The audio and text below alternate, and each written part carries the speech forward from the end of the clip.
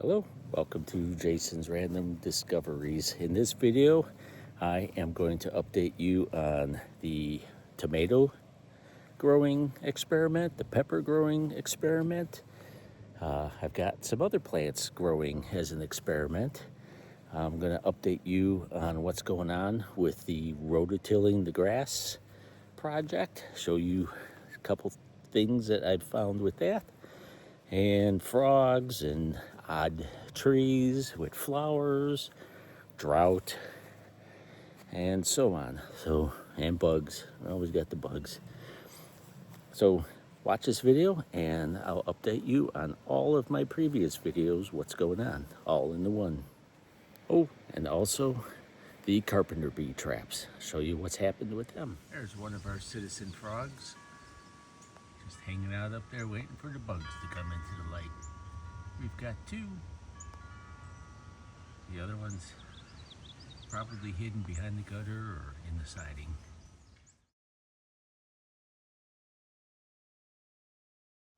Yep, there's one of our frog friends. It's coming up to climb up the gutter. Go eat some bugs on the light. Hi there, Froggy. Have a good day. Thanks. Bye. Had this gate put in on our new fence. It doesn't open. It crashes into the siding.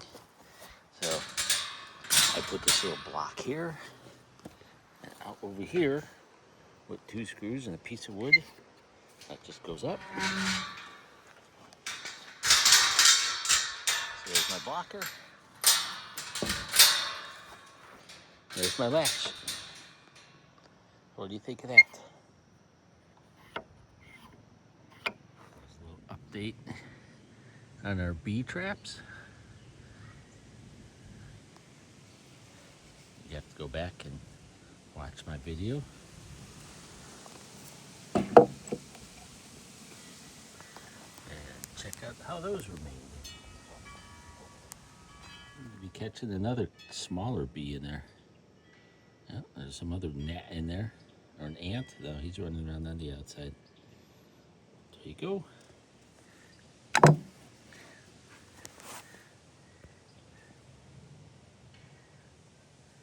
carpenter bee trap. Check out my video. See how I made them. Not a whole lot of action going on in the back here. You know, I thought I would have really gotten some here. But nope, that one is empty. Look at this tree. I've not seen this before. But we've got some kind of flowers that are blooming on this tree. I don't know what kind of tree that is, but that's something new and interesting living here in Kentucky. I'll take a picture, get a close-up of that.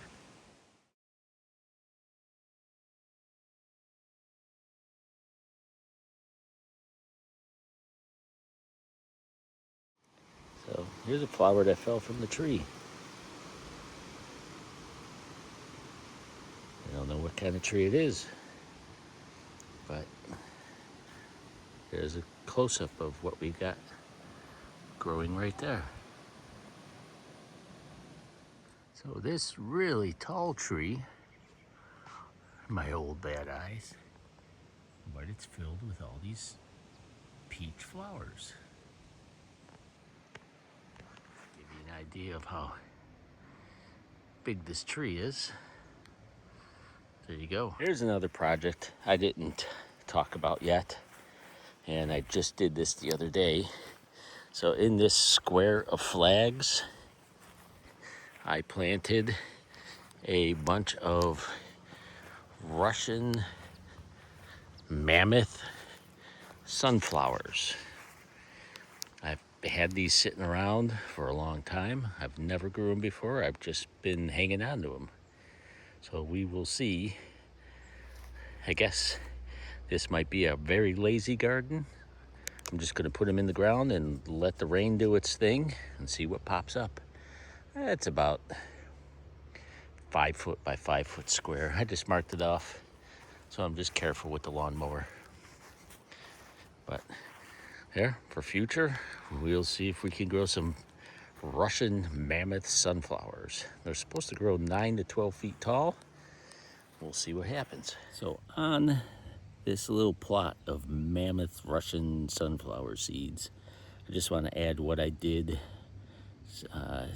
Don't leave it as a mystery, but all I did was take a screwdriver, stabbed a hole in the ground about an inch deep, dropped 2 seeds in each hole, and I just randomly made a bunch of holes about a foot apart from each other. So in this whole square back here, I've got a whole bunch of these sunflower seeds planted. But I just want to say how I did that. Screwdriver, stab a hole, drop 2 seeds in each hole, close it back up, and we'll let the rain do its thing and see if nature takes its course.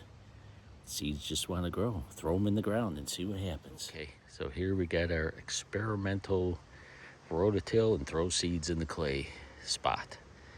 We've got a row of tomatoes, a row of peppers, and another row of transplanted tomatoes.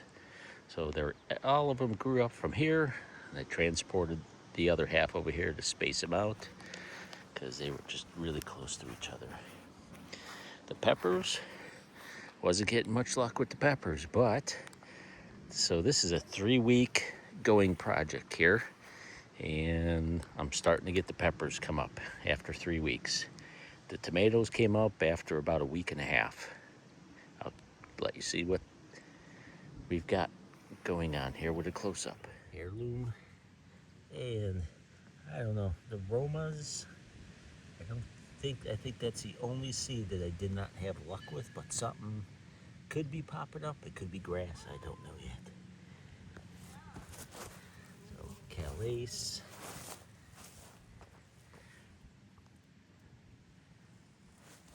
Gardener's Delight, Floridade, and seems to be, some look like they're doing better than others, but that's okay, because that's why I threw 4 seeds in each hole. See, this one has a little browning going on. I don't know if it's a lack of nutrients, but the other one behind it here looks like it's doing much better. These are looking pretty good. Those are looking pretty good. Rutgers look like they're doing pretty good. Let's go over here.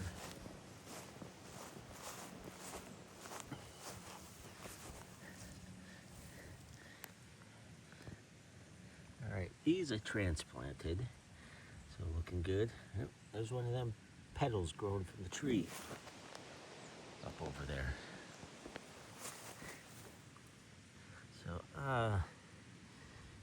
So I have been cutting back on watering these. They're looking a little starved, but that's okay. I don't want to get them dependent on water. So I want to stress them out a little bit. So I haven't been watering them. I was just watering to get them started. Let's see what we got going on with the peppers here. So it might be a pepper plant in the back. Maybe a pepper. Not sure what's going on there. Don't see anything there. I don't see anything there yet. And here, red Sam's, we got some peppers coming up. Yellow Sam's, we got peppers. Orange Sam's, we got peppers. Red Twisters are coming up. Brown Twisters are coming up. A store-bought orange pepper. Oh, yep, there was one right there. We got a store-bought, just random bell pepper. I've been saving seeds from 2021. We got a pepper coming up there. Here's another store bell. That might be a pepper. A pepper that I just bought from Jewel. Yep, look at that. Little one coming up. purple. I don't think I got any purples coming up. Oh, well, it's hard to tell. That could be purples right there. Here's another random pepper, one coming up. Keystone, one coming up. Albino. Yep, I don't think the albinos, that was a fluke and they're just not growing good. Those seeds just didn't even look good. Big red sweet. There's one California Wonder right there. I don't see anything coming up from this one. Here's some more California Wonders.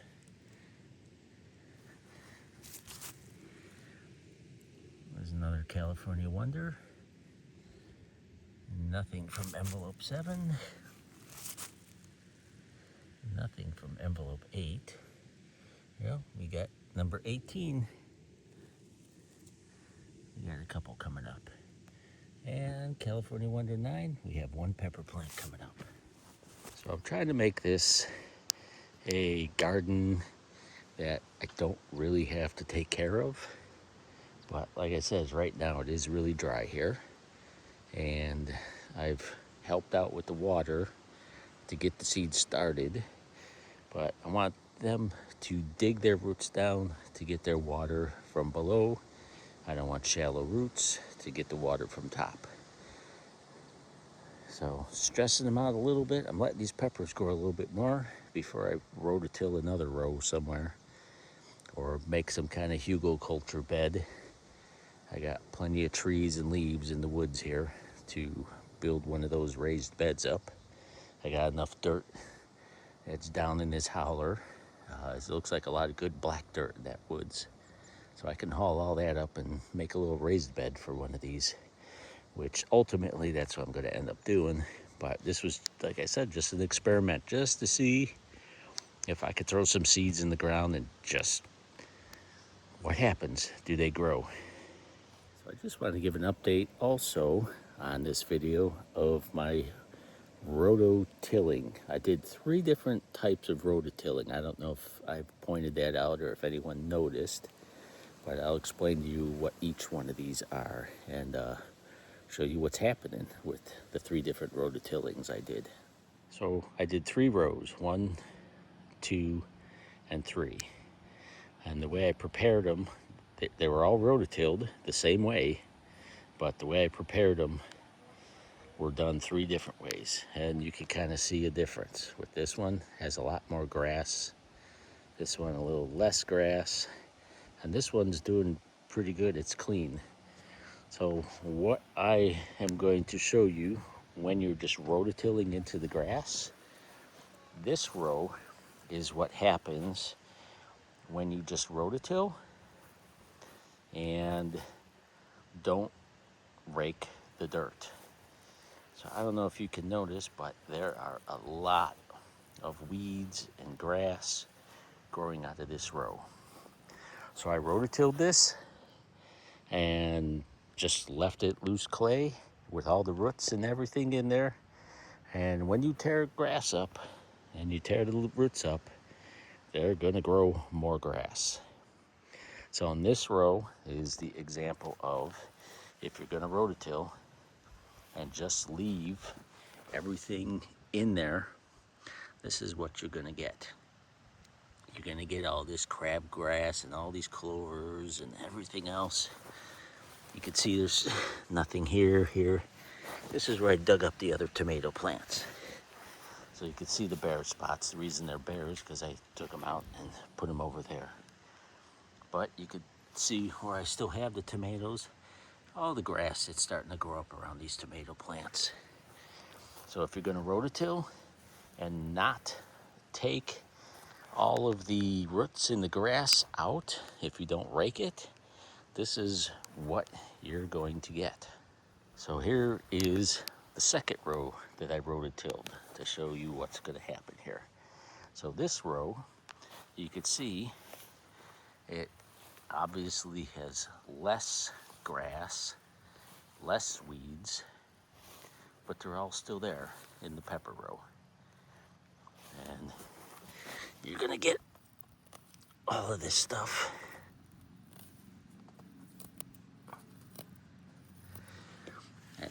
going to keep growing. What I did different in this row was I took out a lot of the big clumps of weeds and grass and removed them. So if you're going to just rototill in your grass and throw seeds in the ground, this is what you're going to get. You're going to get some weeds when you remove a lot of the big clumps of roots and grass from it. And I'll show you the next row. In this row, noticeably, you have a lot less grass and weeds growing here. So what I've done here, when I rototilled this row, I took a garden rake and I raked as much grass and roots out of here as possible. And you can even see on these tomato plants how you got the grass and stuff growing up around them. But that is because I transplanted these from the first row. So I took plants out of here and put them into here. But you can see the difference where you got the grass and weeds and where you have a lot less grass and weeds. So in the third row, I just sifted, not really sifted, but raked out all the clumps of roots and grass and cleaned up this row really good. So real quick,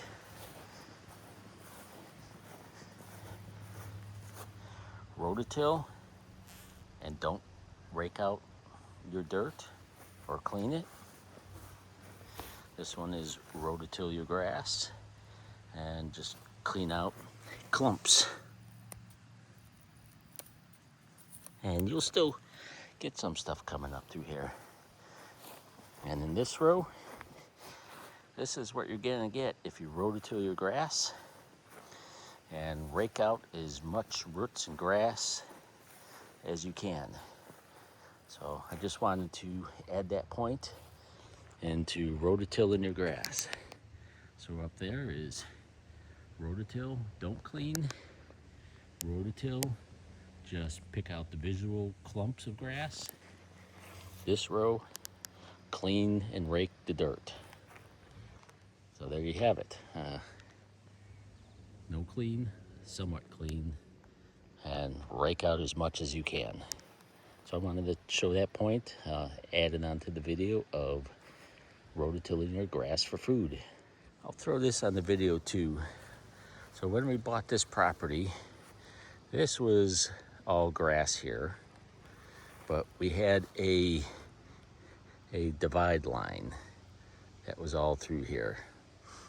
And on the other side of that line was a lot of green briar thorn bushes, a bunch of different kinds of trees, tall grass, weeds, anything that will take over wild. This is what was taking over this whole backfield here. It was all overgrown, just garbage. The deer loved it, the turkey loved it, everything that roams back there loves it. But got all that brush hogged out of there. And when I cut my grass, I'm going back here and cutting all this too. So this is slowly turning into some usable land. Another thing I've done was a lot of these trees were growing over into the grass, and I would have to drive the lawnmower around all of it. So what I've done is just trimmed off a whole lot of the bottoms of these trees. So I got a nice clear view of the woods in the morning in the sunrise, and I could see the deer and the turkeys and all the other things that hang out back there. And now that I got that done, next thing I got to do here is start cutting down some of these dead trees. So I got dead trees that are randomly stuck up in these woods. So I got to get them cut down. And I'm going to use those in my hugelkultur garden bed. And I'll do a future video and show you what that is all about. So another lazy gardener thing that I've learned to do a long time ago. And we will get these peppers and tomatoes growing.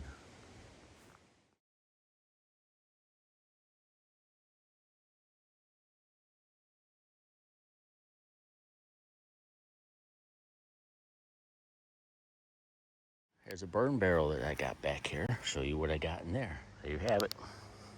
Just a bunch of ash. So extra papers and cardboard and a bunch of paper products. So instead of recycling them, I just started a little fire from the cardboard and turned it into ash. And I'll take that ash and use it for a compost bin.